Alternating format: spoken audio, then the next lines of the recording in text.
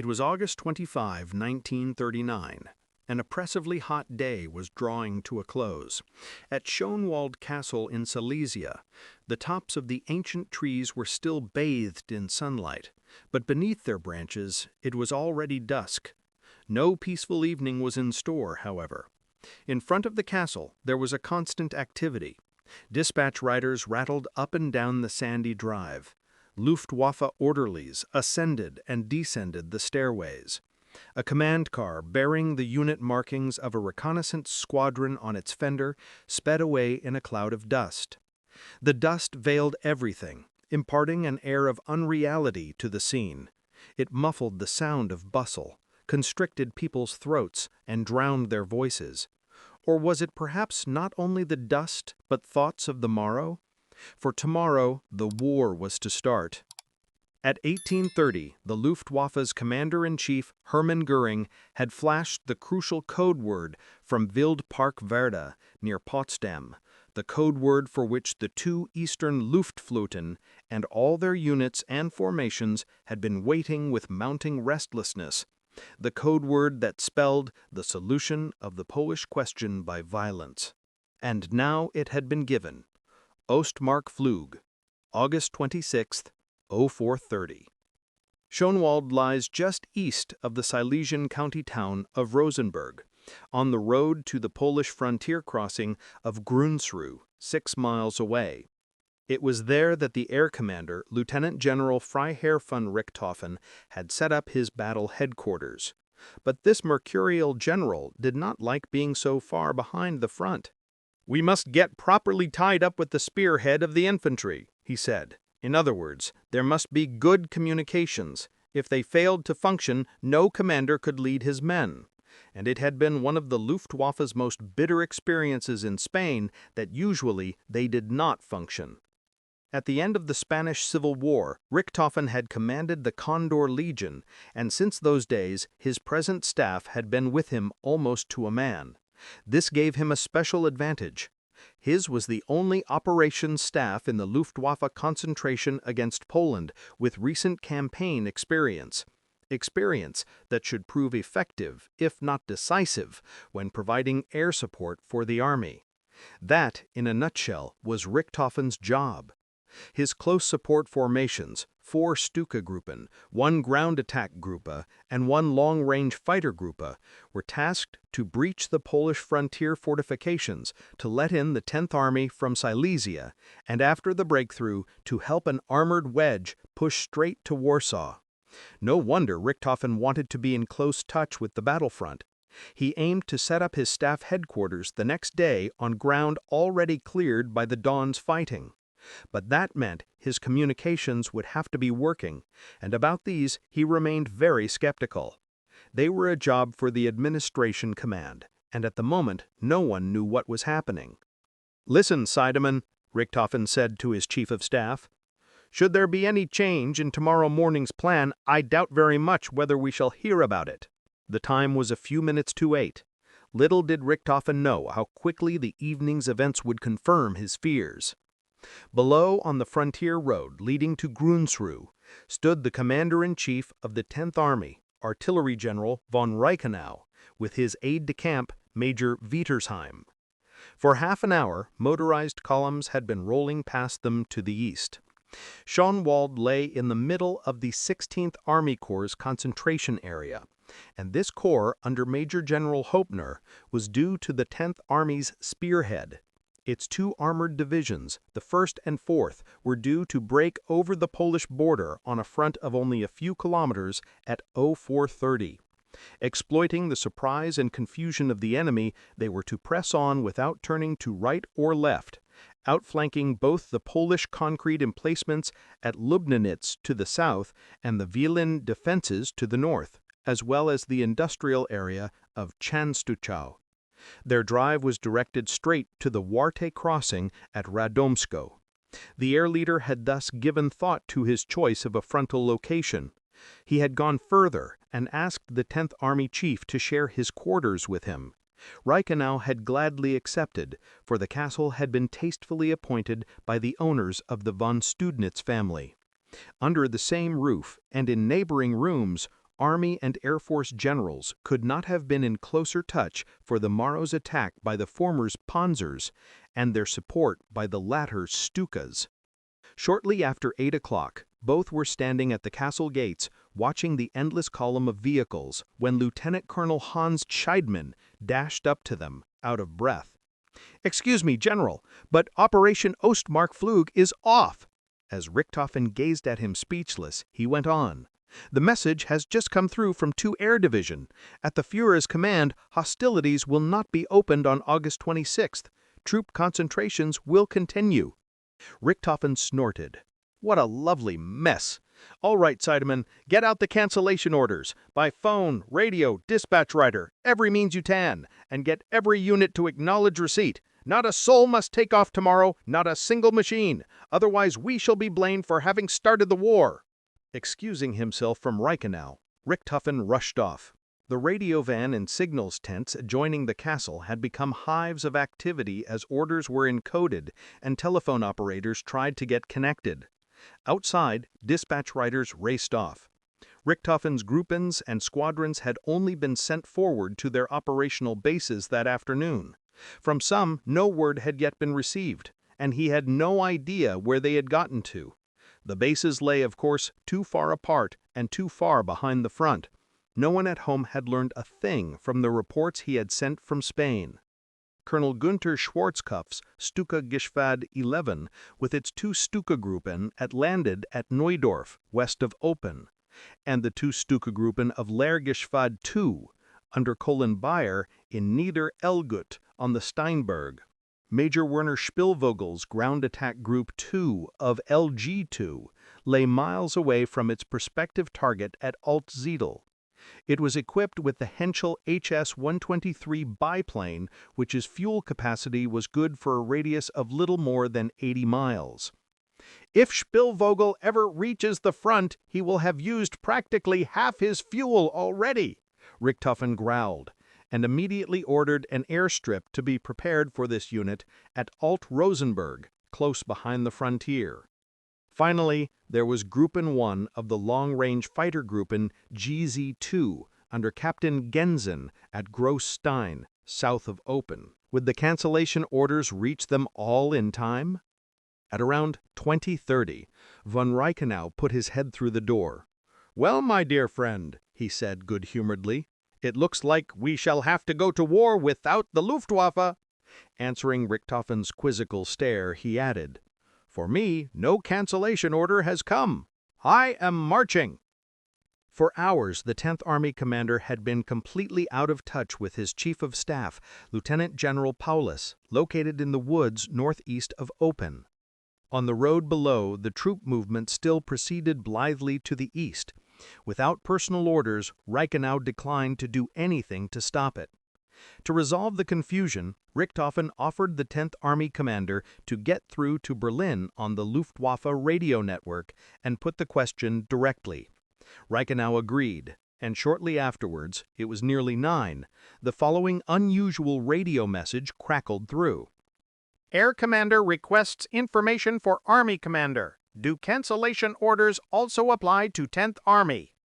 On went the message through the usual channels, from Richthofen's HQ to 2 Air Division, from there to Luftflotten 4, and finally to the Commander-in-Chief of Luftwaffe. As they decoded it, the signals officers hardly believed their eyes. Time passed. At 21:30, the tanks still rattled eastward past the castle. By 2200 hours, infantry columns were marching past to the nearby frontier. At 22:30, the air commander breathed a sigh of relief as the last of his units signaled receipt of the cancellation orders. But the infantry seemed to have no clue. Finally, 1 hour short of midnight, a radio message came from Berlin. The Commander-in-Chief of Luftwaffe, on behalf of the High Command Armed Forces, wished to make known to the General von Reichenau that the cancellation order also applied to the 10th Army. After midnight, the regiment started to roll back.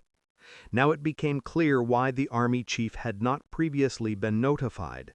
His army had received the counter-order from Army Group South in the early evening, But Reichenau had already driven forward to his advanced HQ, and for the entire evening, communications between the staff at Tarora and the commander at Schönwald had remained interrupted.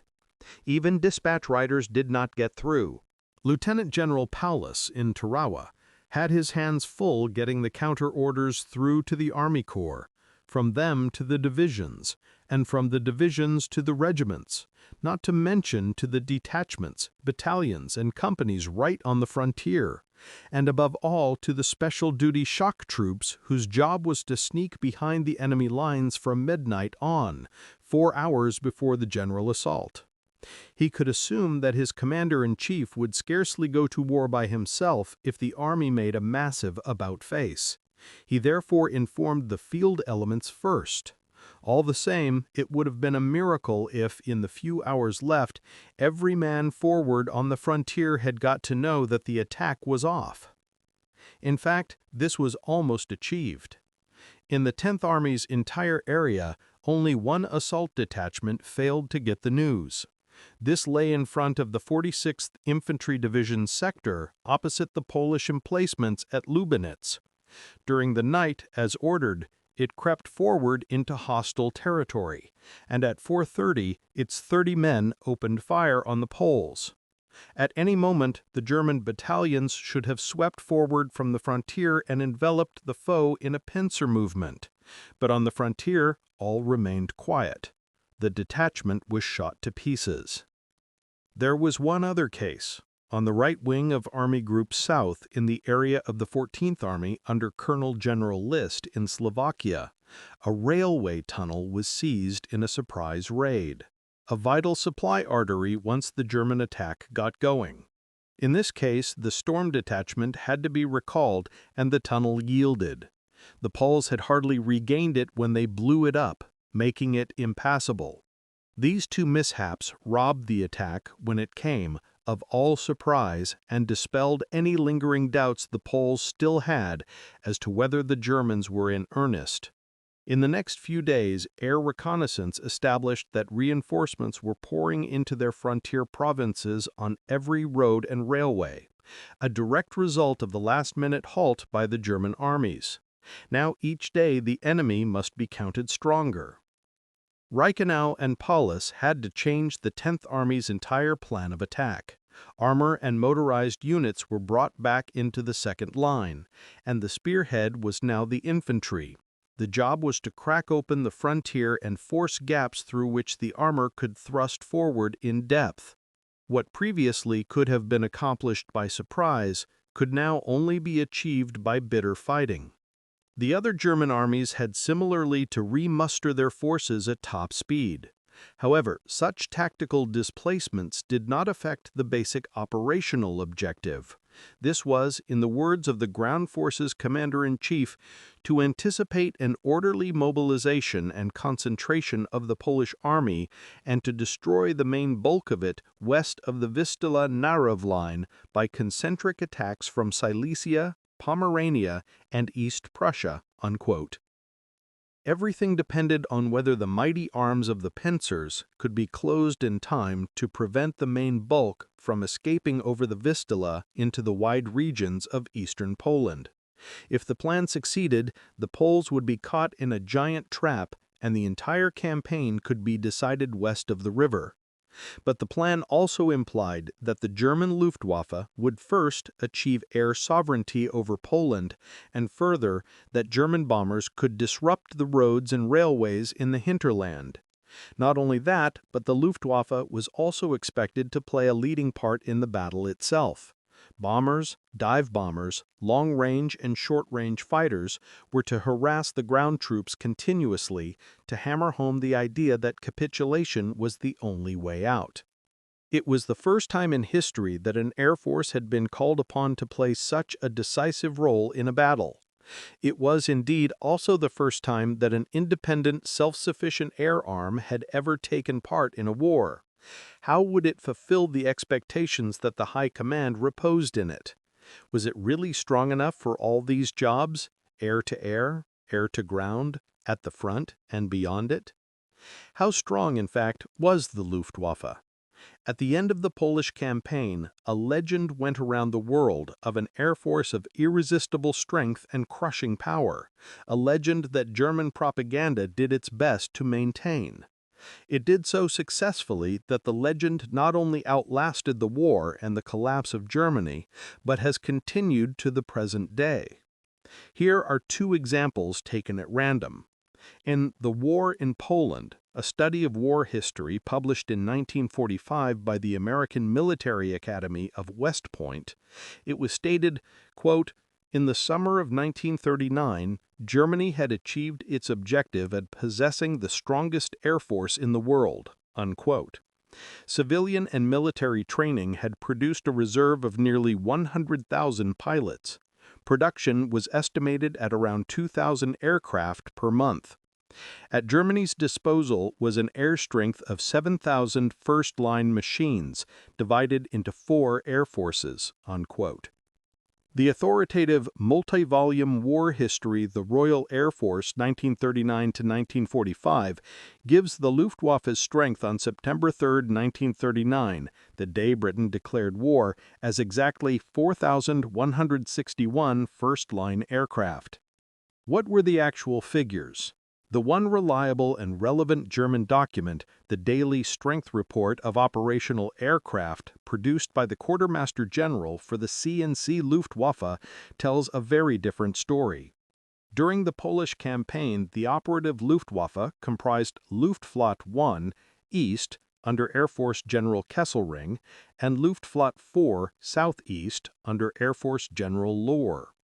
On September 1, 1939, they together had at their disposal not more than 1,302 first-line aircraft.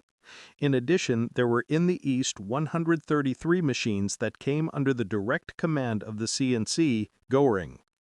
Apart from 2 bomber squadrons for special missions, they comprised only reconnaissance, weather reconnaissance, and transport machines. 31 reconnaissance and communications squadrons totaling 288 aircraft had been handed over to the Army.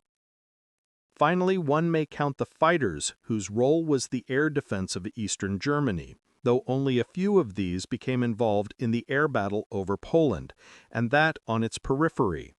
In administrative areas 1, Königsberg, 3, Berlin, 4, Dresden, and 8, Breslau, they comprised 24 squadrons with a total of 216 machines. Thus, at a generous estimate, the total number of aircraft that the Luftwaffe could call up against Poland was 1,929. Of these, only 897 were bomb carriers, i.e., bombers, dive bombers, and ground attack machines, adapted to the actual air offensive. Göring had thrown 2/3 of his entire strength into the east. The remaining third, which held watch in the west, comprised 2,775 frontline machines of all types. Of these, only 1,182, or about 40%, were bomb carriers. These humble figures imply 3 things. At the outset of the war, the Luftwaffe was substantially weaker than generally supposed. It was by no means a purely offensive weapon. And at this early stage of its buildup, when Hitler chose to go to war, it was fit for only a short Blitzkrieg on one front. However, the value or superiority of an air force cannot be measured only by numbers. Technical modernity is never final. In May 1939, still 3 months before the outbreak of hostilities, the Luftwaffe's Chief of Staff, Hans Jesenek, said in warning, "Do not let us deceive ourselves, gentlemen. Each country wants to outstrip the other in air armament, but we are all roughly at the same stage. In the long run, a technical lead cannot be maintained." Unquote. In Germany in 1939, these were words of heresy. He uttered them before a group of high officers of all services who had, under the codename General Stabsreise Schlesien, been summoned to a meeting in dreamy Bad Salzbrunn, west of Oppeln in Silesia. In his warnings about over-optimism concerning the Luftwaffe's numerical and technical superiority, Jesenek had a clear purpose. Quote, "There is another thing, and that is tactics. In this field, it is all new and undeveloped. By concentrating our thoughts in this direction, we could win a real superiority over the enemy." Unquote. So it was that Luftwaffe tactics became the dominant theme at Bad Salzbrunn for the ensuing study groups, command discussions, and map exercises. They were given their last polishing up before the war that loomed ahead. Above all, the simple question, what shall we do with our 800 Stukas and bombers, multiplied into a host of minor problems. What, for instance, should be the timing of a joint attack by a bomber and a dive bomber group on target number 1076, Warsaw-Okęcie Airfield? Clearly, owing to their different modes of attack, they could not strike simultaneously, but which should go in first? The Stukas, in order to have maximum vision for their precision attacks, or the horizontal bombers, so as to draw off the enemy air defense and give the Stukas an easier task? Could long-range fighters deal with the enemy flak? How were they to protect the Stukas without impeding the latter's attack? These were just a few problems out of a multitude. Tactics are so new and undeveloped, the only experience was that of the Condor Legion in Spain, and time was pressing. Hitler had already announced to the chiefs of the three services his intention to attack Poland at the first suitable opportunity, but still no one believed that this could be so soon. Our weaknesses in training, equipment, and operational readiness were only too well known, wrote General Speidel, then Chief of Staff of Luftwaffe 1, and were again and again dutifully reported to higher authority. But on August 22nd, Speidel was present at Obersalzberg when Hitler informed his service chiefs of his resolve to march against Poland forthwith. Like many other officers, Speidel confided in his diary, I left the Führer's meeting in unmistakable dismay. That very same afternoon, the Luftwaffe operations staff took up its battle quarters in the labor camp of Wild Park, Werda, near Potsdam. In the afternoon of August 24th, Göring flashed the code word Unterstellungsverhältnis, and the organization plan for the Polish operation was put into execution. By August 25th, every group and Geschwader had left its peacetime base and reached its operational one. The afternoon and evening of the 25th saw the dramatic prelude already described. The fateful signal Ostmarkflug was given for the following morning, and a few hours later cancelled. 6 days of waiting ensued, 6 days of torment which raised the highest hopes of a peaceful settlement of the conflict. Speidel wrote, "We still believe that a continuance of negotiations would help to bring the Führer to reason." On August 25th, Britain's Prime Minister announced the conclusion of a further mutual aid pact between his country and Poland, and even Hitler could no longer count on Britain's weakness to keep her quiet. But now nothing would deter him from carrying out the assault. In the preceding years, too many improbable successes had been achieved, and now he would yield no inch. At 12:40 on August 31st, the 6 days of waiting were ended by the issue of War Directive No. 1. The torment was over and hope expired. The war began at 04:45 on September 1st. First Lieutenant Bruno Dilly, commanding 3 Squadron of Stuka Geschwader 1, peered with strained eyes from the cockpit of his U-87B, trying yet again to get his bearings. Patches of fog blocked his vision in all directions. His sortie was like a nightmare. Only the feel of the control stick in his hand and the droning of the Junker's engine forward smacked of reality. Behind him, back-to-back sat his radio operator, Master Sergeant Cather, trying not to lose sight of the other 2 planes of the section. Yesterday, Dilly would have thought only a madman could send him on such a hedge-hopping sortie in fog. Now, he had been picked to make the first air attack in the war and drop the first bomb on an enemy target. The German operations plan envisioned the rapid linking up of East Prussia with the Reich. Supplies for the Third Army were to start coming up by rail as soon as possible, but there was one particularly vulnerable bottleneck, the Vistula crossing at Dirschau. On no account must this bridge be blown. An Army task force under Colonel Medham was to push forward from Marienburg by armored train, take the bridge by surprise, and secure it while the Luftwaffe pinned the Poles down by repeated attack and stopped them from blowing the bridge before Medham arrived. It was on this that Dilley was engaged. His target was not the bridge, but the ready-prepared detonation points close to the station, a microscopic target, just a dot on the town plan. For days, his squadron had been rehearsing this attack against a dummy target near its base at Insterburg.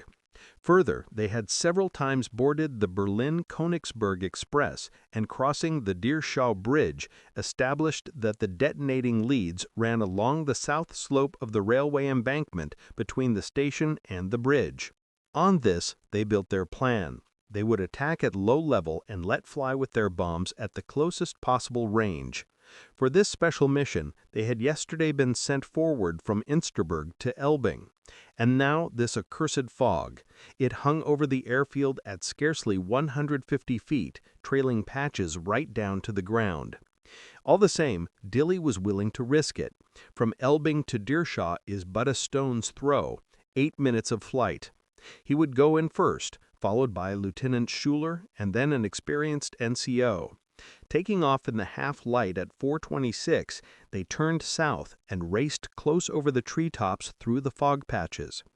At 4:30, exactly a quarter of an hour before the official outbreak of the war, they caught a brief glimpse of the dark ribbon of the Vistula ahead, and Dilley turned north to follow its course. Now he knew that he could not miss the bridge. His fears were groundless. There it was already, in the distance. The great steel construction was unmistakable. At 04:34, on all sides, the country seemed wrapped in peace, but 3 Stukas raced over the ground at 30 feet towards the embankment left of the Dirschau Bridge. 3 Stukas, each with a 500-pound bomb under the fuselage and 4 100-pound bombs under the wings. Just short of the embankment, Dilley pressed his release button, jerked back the stick, and was already cleared the railway with a mighty leap as his bombs exploded behind him. Following an echelon to port and starboard, the other 2 pilots also hit the target. It was the first Stuka attack of World War II, and it took place 15 minutes before X hour. 1 hour later, a squadron of 3KG-3 took off into the unknown from Heilenbiel, flying horizontal Do-17Z bombers. They too had ground visibility over Dirschau, and dropping their bombs from some height, reported fires in the town. But meanwhile, Colonel Medham's armored train had come to a halt. In feverish haste, the Polish succeeded in patching up the mangled leads, and at 6:30, long before the Germans arrived, one of the twin bridges sagged under the explosion and crashed into the Vistula. The Luftwaffe's first attack, though successful in itself, had not achieved its purpose. And here another legend must be exploded, that the Polish campaign, and with it World War II, opened early on September 1, 1939, with a crushing offensive blow by the Luftwaffe. It is true that its air formations lay already at their operational bases, serviced, fueled, and bombed up. Not 7,000 aircraft, not even 4,000, but still 897 bomb carriers, and about the same number of long and short-range fighters and reconnaissance machines. It is also true that the crews were well acquainted with their targets, of which they carried remarkably detailed maps. But the great blow was never launched, at least not at the appointed hour, early in the morning of September 1st. It was stifled by fog. In it, one could see the pattern the war was to follow. For months, the great operation had been planned ahead. Hundreds of General Staff officers had studiously worked out all the details, and thousands of men now stood by to put the finished plan into execution, only to have the weather put pay to the whole thing. From the whole of Luftwaffe 1, only 4 bomber group managed to get off the ground by 6 o'clock, and in the course of the morning, only 2 more, and these were happy if they found any target at all. Even Goering felt obliged to call off operations. As early as 0550, he sent out the radio message, "Operation Seaside will not take place today." Seaside was to have been a concentrated attack by every Geschwader on the Polish capital, but over Warsaw the cloud ceiling was only 600 feet, and below it visibility was less than half a mile. The 4th Air Force in the south enjoyed better conditions, even if they were by no means ideal. It was still dark as Lieutenant General von Richthofen set off from Schloss Schönwald to cover the few miles to the frontier. The time was a few minutes after 0430. In less than a quarter of an hour, the frontier would become the front. With its headlights dimmed, the air commander's staff car drove past the endless columns of infantry, then came to a halt at a labor camp.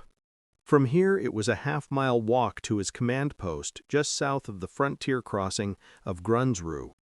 His orderly officer, First Lieutenant Beckhaus, accompanied him.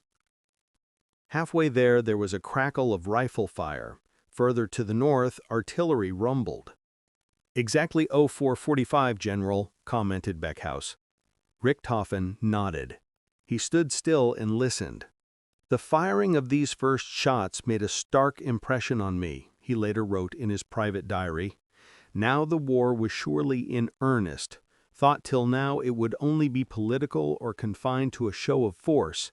Am thinking about France and England, and believe no longer in the possibility of a political settlement after what is being done now.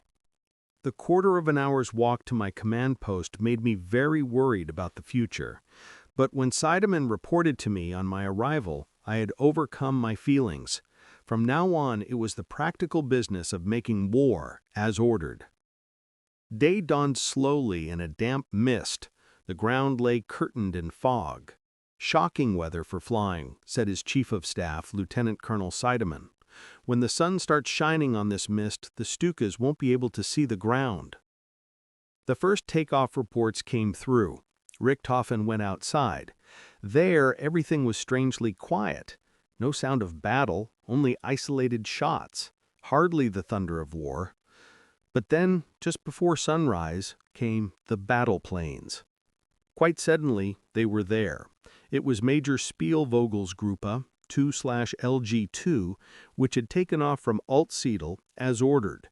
Soon they were circling the frontier stream, buzzing angrily like a stirred-up hornet's nest. They looked oddly antiquated, these Henschel biplanes with their fat, round radial engines, and the pilots sitting up naked and unashamed in their open cockpits. No front armor plating or glazed cabins here. In a battle plane, as these ground attack aircraft were called, the pilot sat as in the old days, face to face with the enemy. Across the frontier, Captain Otto Weiss, leader of one squadron, identified his target, the village of Panki, where the Poles had entrenched themselves. Raising his hand in signal to his colleagues, he pressed the stick forward to attack. Thus fell the first bombs on the south front, just ahead of the 10th Army. They were light flambeaux, as they were called, with percussion fuses, exploding on contact with a hollow sound. They set anything they hit on fire, wrapping it in smoke and flames. The attack could be watched quite clearly from the general's command post and was repeated by the 2nd Battleplane Squadron under First Lieutenant Adolf Galland, later to become famous as a fighter leader. Other planes burst over the treetops in sections to rake the Poles with machine guns. Meanwhile, light flak opened up as the enemy manned his defenses, and infantry weapons joined it. The firing reached a climax and continued long after the Henschels had left. This dawn attack on the village of Panki on September 1st was the first instance in World War II of direct support of the Luftwaffe of an attack by ground troops. That evening, the report of the Armed Forces High Command, reviewing the Luftwaffe's contribution to the day's events, stated, "In addition, the Army's advance was effectively supported by several Geschwader of battle planes." Several Geschwader. The phrase implied several hundred aircraft, inasmuch as at the war's outset, a normal Geschwader of 3 Gruppen was composed of 90 to 100 machines. In fact, it was just one Gruppe that attacked the enemy, the 36 biplanes of Major Spielvogel's 2/LG2. These certainly did their stuff. For 10 days, they shadowed the 16th Army Corps as it advanced towards Warsaw and the Vistula, attacking each time the tanks and motorized infantry met stiff resistance. Finally, in the great clinching battles at Radom and on the Bzura, they flew up to 10 sorties a day. But for the close support of the army on September 1st, Richthofen could muster only this single Gruppe of Henschels and 2 of his 4 Stuka Gruppen. What had happened to the other 2?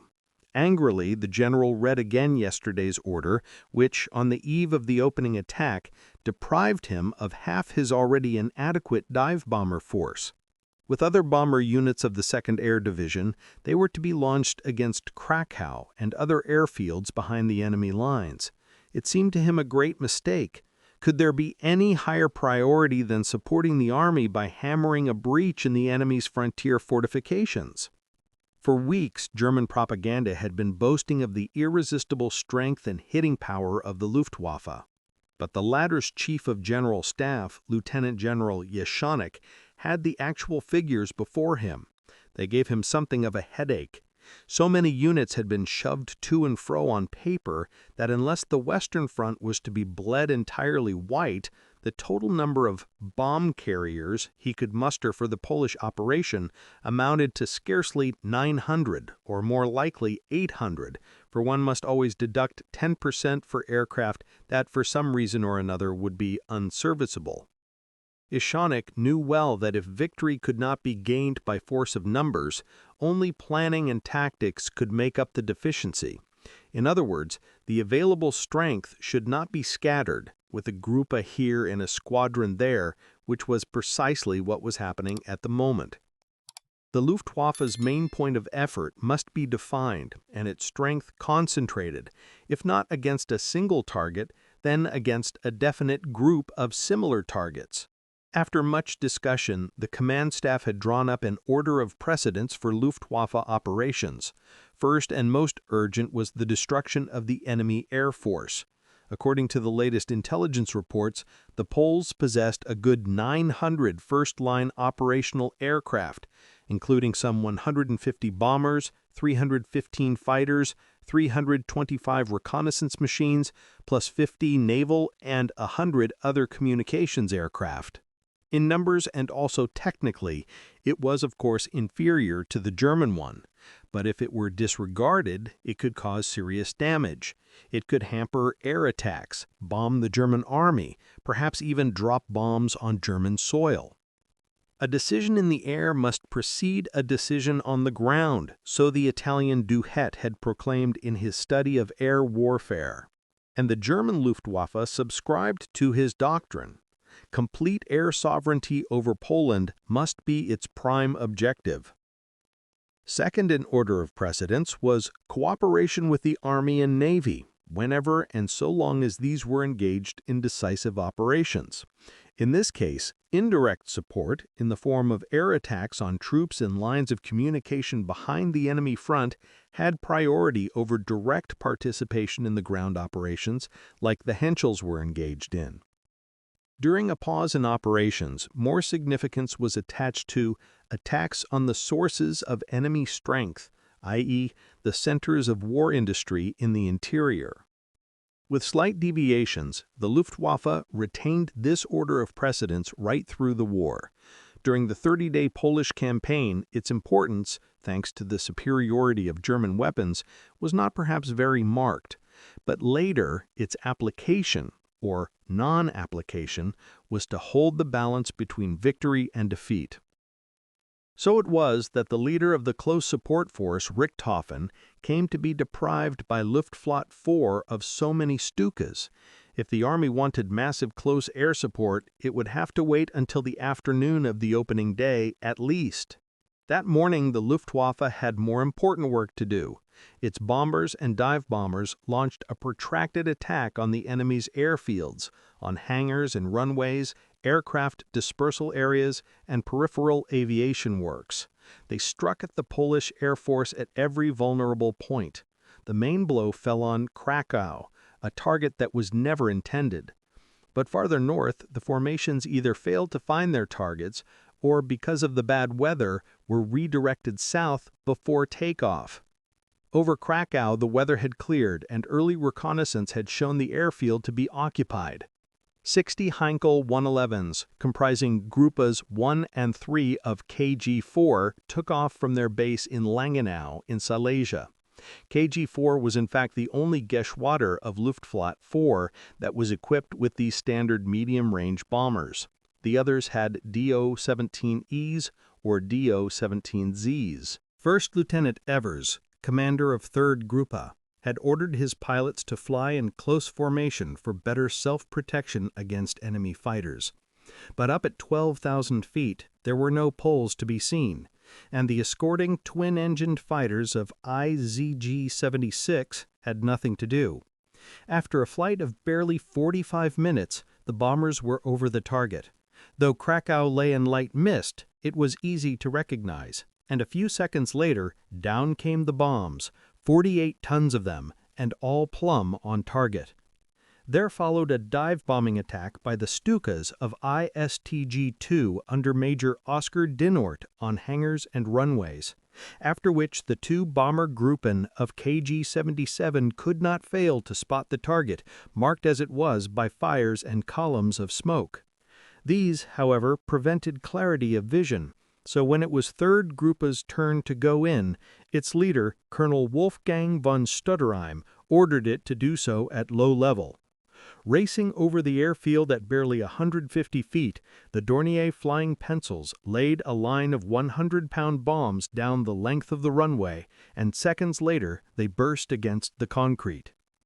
When KG-77 landed back at Brig, a great many of their planes were seen to be damaged, not by enemy flak, let alone fighters, but by their own bomb splinters flying up at them.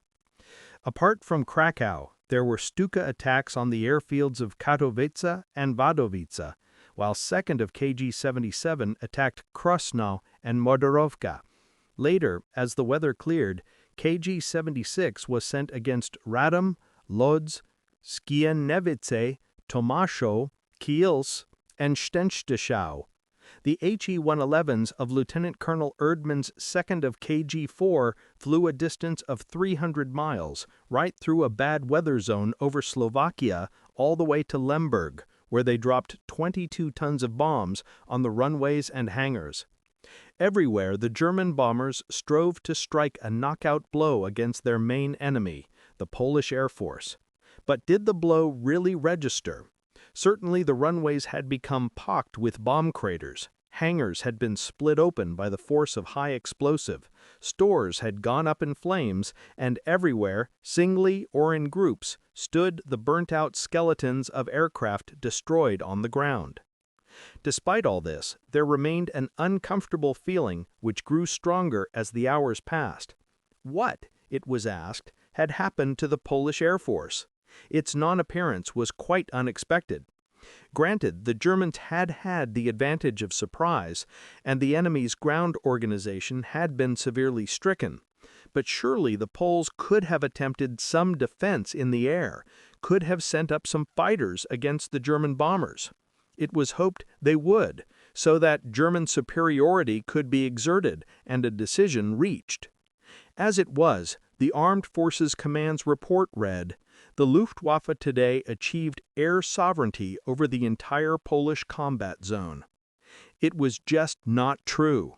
Only here and there had a few Polish fighters attacked the German bombers and been repelled.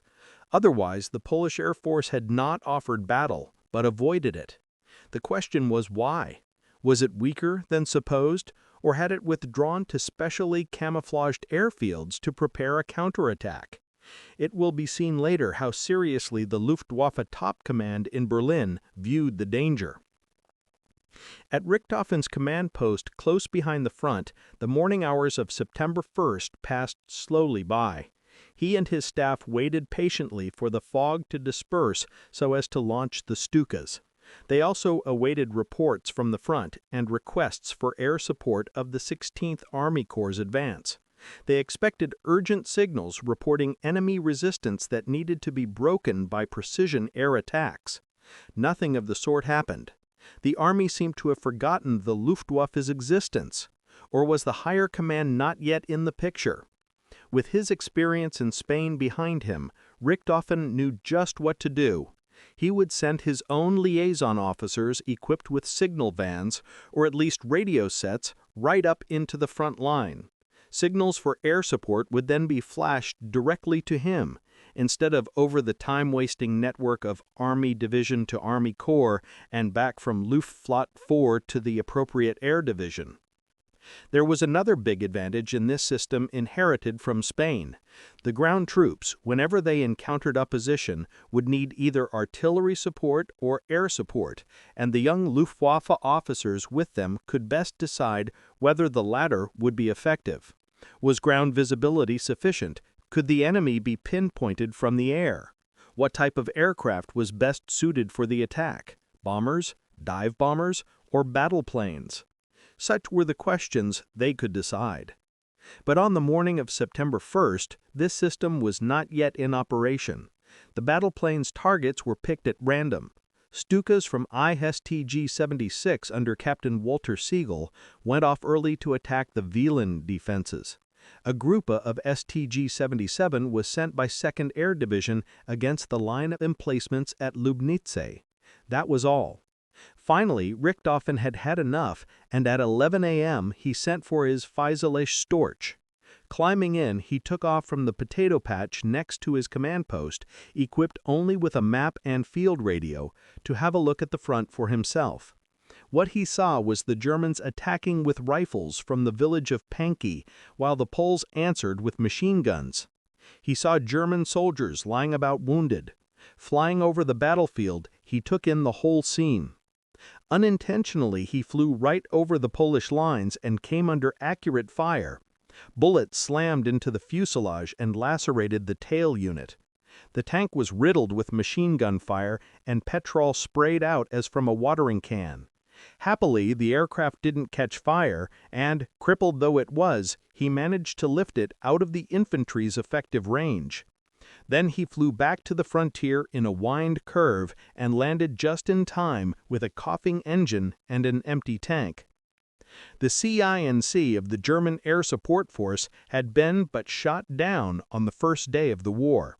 He had been guilty of doing just what he had forbidden his pilots to do, to make senseless low-level sorties over the enemy lines. It was the vulnerability of a slow, low-flying aircraft to enemy flak that had caused Richthofen years before, as Chief of Aircraft Development at the Luftwaffe Technical Bureau, to come out flatly against the whole dive bomber idea.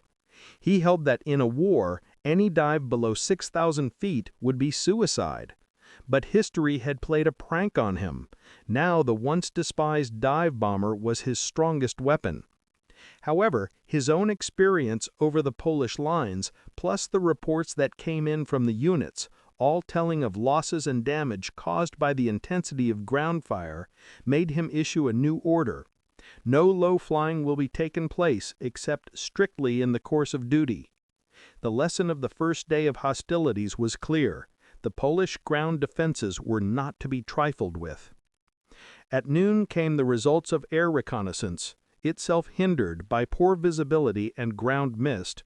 Strong concentrations of Polish cavalry were reported at Wahlen, opposite the left wing of the 16th Army Corps.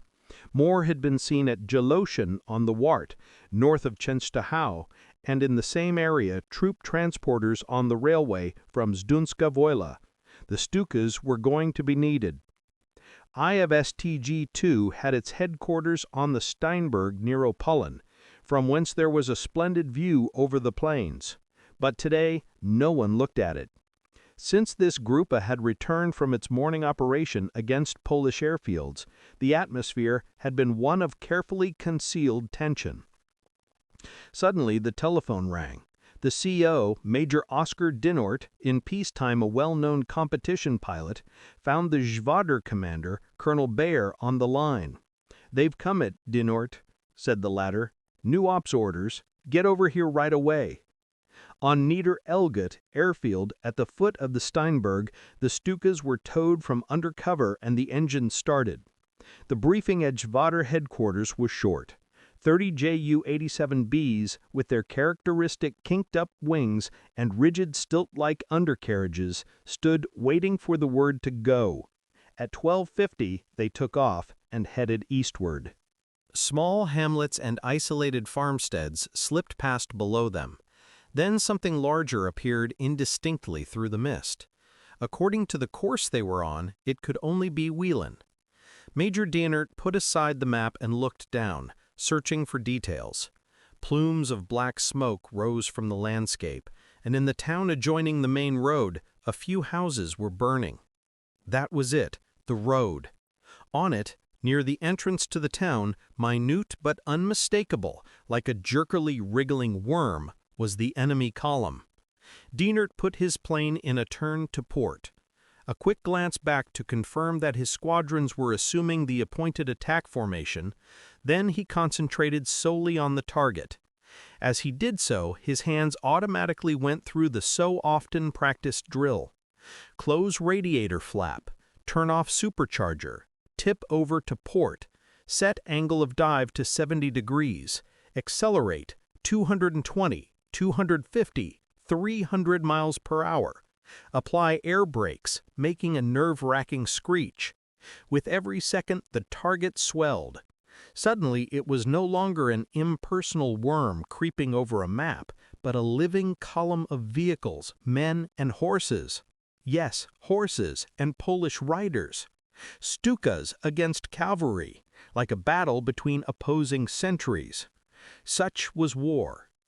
On the road, everything was thrown into wild confusion. The horsemen tried to break away into the fields. Dienert concentrated on the road, aiming with the whole machine. At 3,500 feet, he pressed the release button on the control column. As the bomb went, a shudder ran through the plane. He broke away in a climbing turn, avoiding action against enemy flak. Finally, he looked down. The bomb had landed just beside the road. Wooden particles flew through the air, and there was a gush of black smoke. The other Stukas were diving on their targets. It happened 30 times.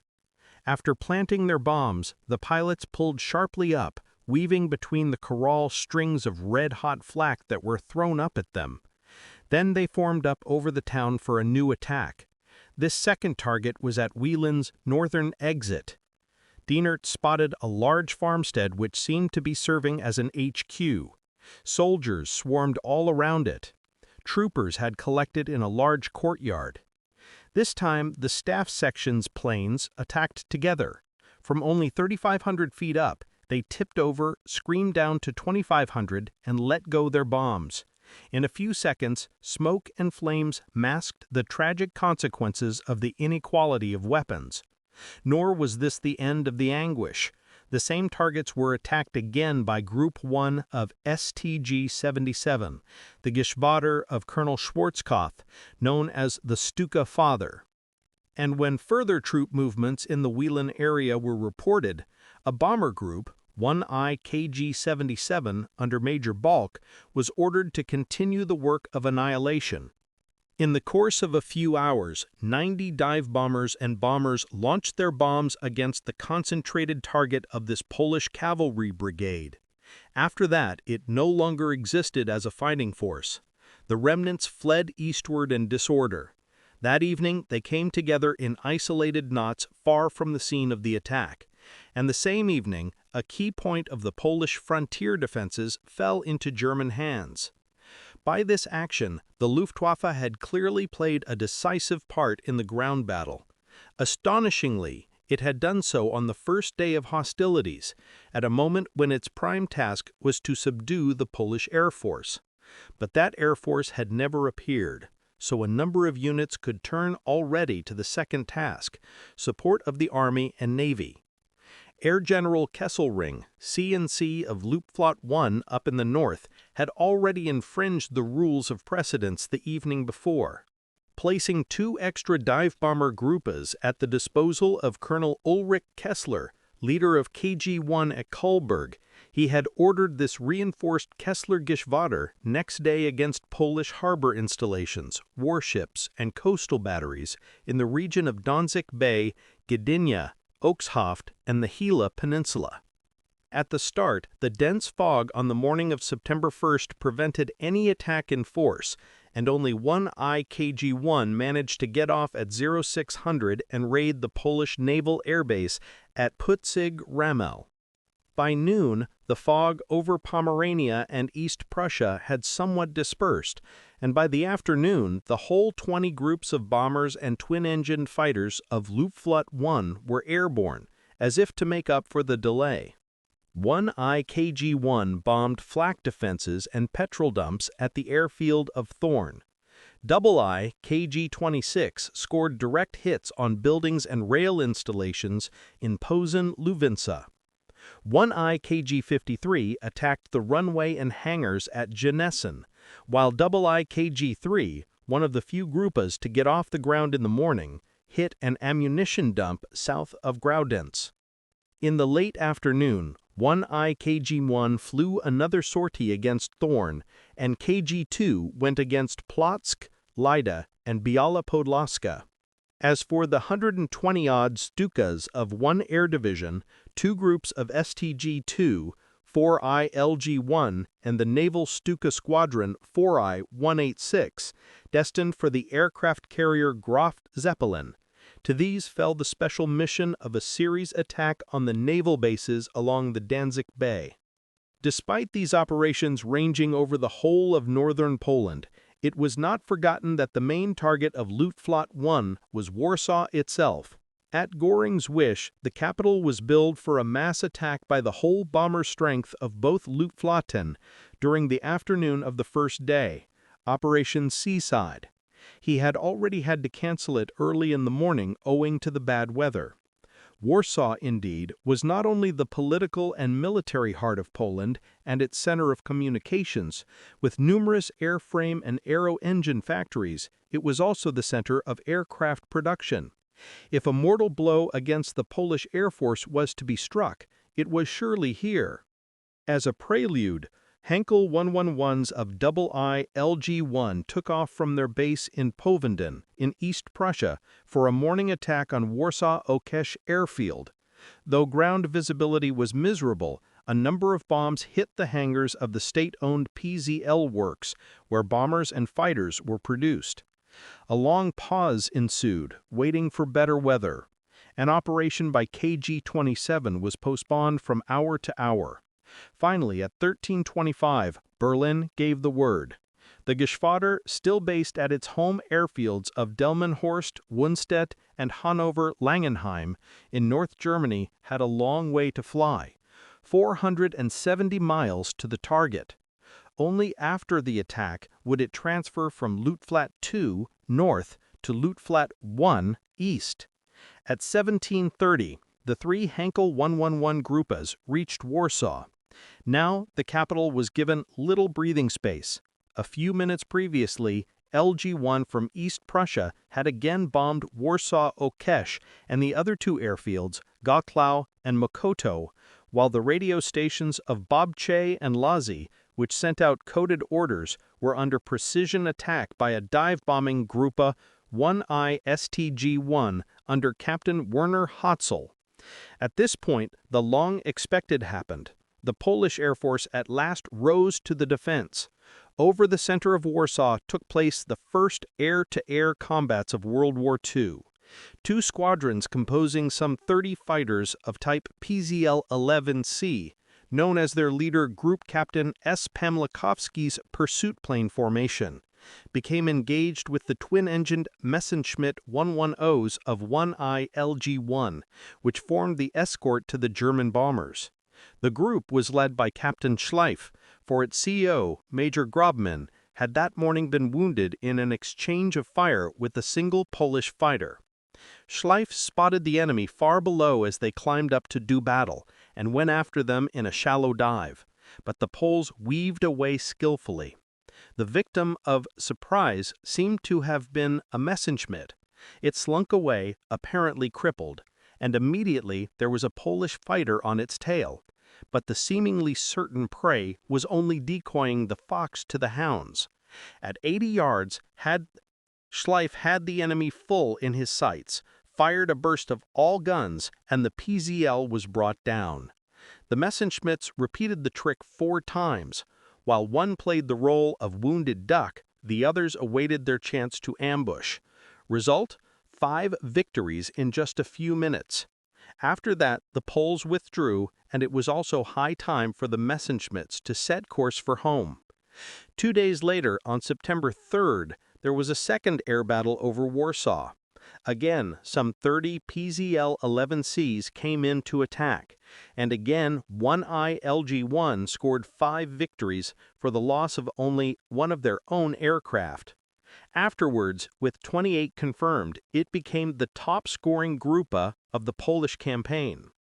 By 1800 on September 1st, fog had again set in so thick over Luftwaffe 1's zone of operations that further efforts were impossible.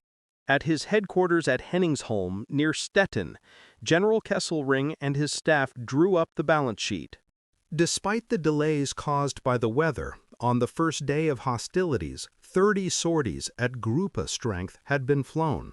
Of these, 17 had been against the enemy air force's ground installations, such as airfields, hangars, and factories, 8 in support of the army, and 5 against naval targets. Some 30 enemy aircraft had been destroyed on the ground, and altogether 9 in the air. Against this, 14 German planes had been lost, mostly owing to the remarkably accurate Polish flak. On the other hand, no real air battle had taken place. The Poles had avoided it. Kesselring wrote in his terminal report, "Luftwaffe 1 enjoys superiority throughout its combat zone, but also, to a large extent, the enemy air force remained unseen." The latter statement tallied well with the experience of Luftwaffe 4 in the south. The headache the reports caused to the Luftwaffe command staff in Berlin is reflected in the orders issued for September 2nd. The words were repetitive and sometimes sharp. Luftwaffe 1 and 4 will on 2.9 continue to pursue hostilities against the enemy air force. Special watch will be resumed on air bases contiguous to Warsaw, Deblin. The C&C orders that the whereabouts of Polish bombers shall be located and that for this purpose adequate reconnaissance patrols shall be flown from First Light onwards. Pending location of the enemy bomber force, our own bomber units will remain on ground in readiness for immediate attack. The German Luftwaffe was to wait on its opponents. Would the Polish bombers come? Would the second day of war see them hit back? The Geschwader was cruising high in the sky over southern Poland, course east in tight formation. Within the larger wedges of the Gruppen flew the smaller ones of the squadrons, all so precisely ordered that they might be flying on parade. 12,000 feet below, windows gently rattled to the drone of the 88 bombers. At the tip of the formation flew Colonel Martin Feibig with a section of the staff squadron. On this morning of September 2nd, he was leading his Geschwader himself. It was KG-4, known as the General Weaver Geschwader, after the Luftwaffe's first Chief of General Staff, who had crashed to death in 1936. As the 88 Heinkels flew unresisted and irresistibly onward, their crews scanned the skies vainly for an opponent. All they saw were the escorting Me-110s, occasionally glinting in the sun. There was just one squadron of them, all that 2 Air Division deemed necessary. KG-4's group of targets, numbers 1015 to 1018, lay around the traffic junction of Deblin on the Vistula, 55 miles south of Warsaw. It possessed no fewer than 3 airfields, all of them left intact the day before. Shortly after 10 a.m., they saw the shining ribbon of the river and the Gruppen split up. All at once there was a storm of flak.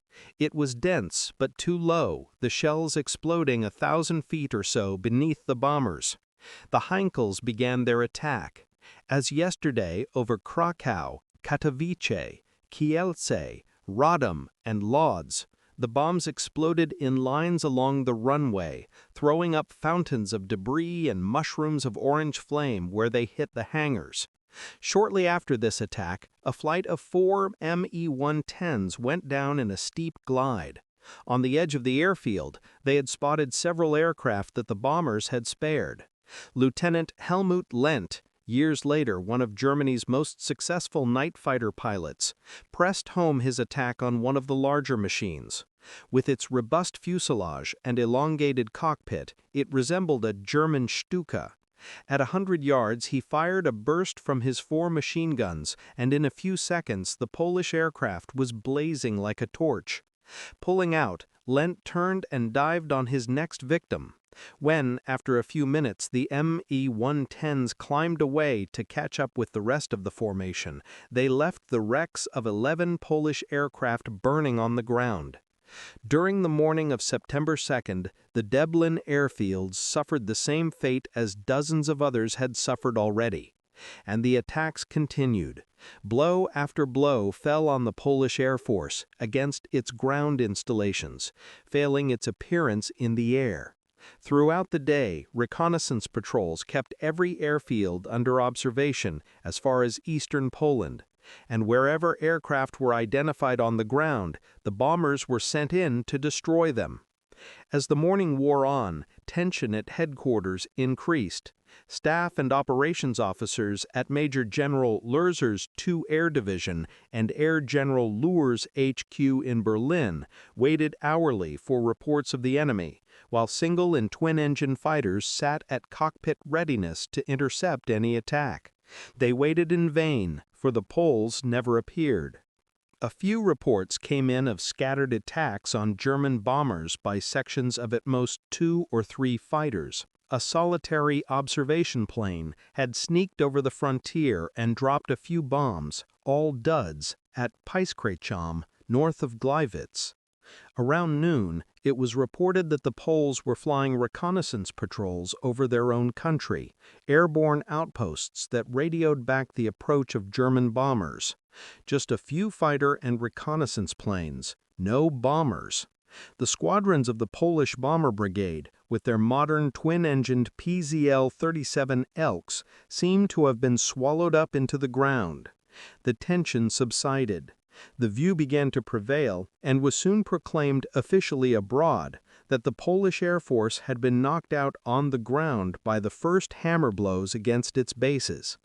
In the words of the Armed Forces Report for September 2, 1939, all aircraft existing in hangars or in the open were set on fire. From this, it can be assumed that the Polish Air Force has received a mortal blow. The German Luftwaffe has won undisputed mastery over the whole of Poland. A quite different conclusion was reached by Major F. Kalinowski, at this time a pilot with Colonel W. H. Heller's Bomber Brigade, and later a wing commander in the Royal Air Force. The German Luftwaffe did exactly what we expected. It attacked our airfields and tried to wipe out our aircraft on the ground. In retrospect, it seems quite naive of the Germans to have believed that during the preceding days of high political tension, and with their own obviously aggressive intentions, we would leave our units sitting at their peacetime bases. The fact of the matter is that by August 31st, not a single serviceable plane remained on them. In the previous 48 hours, all of us had been transferred to emergency airstrips. As a result, the Germans' opening air blast completely failed in its purpose. Kalinowski added that all the Polish aircraft destroyed by German bombs and guns and hangars or in the open were either obsolete or otherwise unbattle-worthy, whereas the 400 aircraft with real teeth, 160 fighters, 86 bombers, 150 reconnaissance and Army co-op planes, made a brave showing against great air superiority in the first week of the campaign. What are the facts? In the afternoon of September 2nd, the 1st and 2nd Squadrons of ZG-76 clashed with Polish fighters while cruising over loads. In the violent dogfight that ensued, 2 PZL-11Cs were shot down by Lieutenant Lent and First Lieutenant Noggle but their own side lost 3 Messerschmitt 110s. The next day, the Army of Load Squadrons had another success in shooting down a number of German Army observation planes.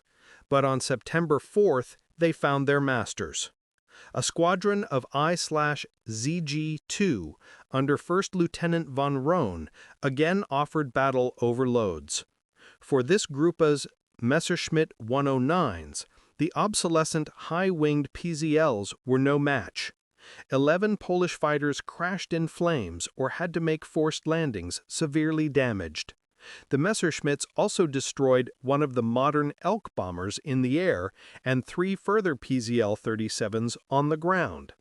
But now, having overcome its first bewilderment, the Polish Bomber Brigade also made itself felt. Taking the defenses unawares, its squadrons launched a number of attacks on the spearhead of the German armored forces. Late in the afternoon of September 2nd, the 21st Army Corps, marching from East Prussia against Graudenz, urgently requested bombardment of an airfield at Strausberg, Poland. From it, bombers and ground attack planes were making repeated sorties against the German infantry. The following day, the 1st and 4th Panzer Divisions, pushing ahead of the 10th Army, suffered heavy losses from the air on reaching Radomsko, and likewise called for help from the Luftwaffe. After that, however, Polish air activity diminished daily. The German advance had been too swift and deep, and the Luftwaffe's blows against communication lines and supply bases too devastating. The turning point was September 8th, Kalinowski reports. The supply situation had become hopeless. More and more of our aircraft became unusable. There were no spare parts. Just a few bombers continued operating up till the 16th. On the 17th, the remaining serviceable planes received orders to withdraw to Romania. So ended the efforts of the Polish Air Force to defend its country. By the start of the second week, it had virtually ceased to exist.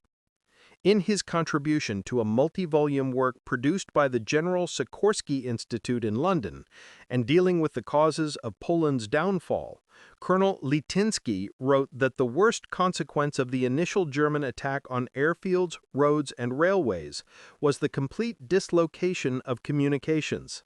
Already by the second day, the telephone and teleprinter systems had broken down. Reports and orders became hopelessly confused. If they reached their recipients at all, they came through in the wrong order, and the text was often completely distorted. As a result, there was virtually no effective military command from the start. This was what the first German air attacks had achieved. The destruction of hangars and runways contributed nothing. This the Luftwaffe very soon realized. When, after a few days, the troops reached the first airfields that had been bombarded, the claims of the Intelligence Commission were remarkably modest. Bombs on hangars, its report stated, were completely wasted. All the aircraft destroyed on the ground were old training machines, and all the bomb craters could be filled in almost immediately. As for the attacks on the aircraft industry, they had done more harm than good, for now the Germans couldn't use it themselves.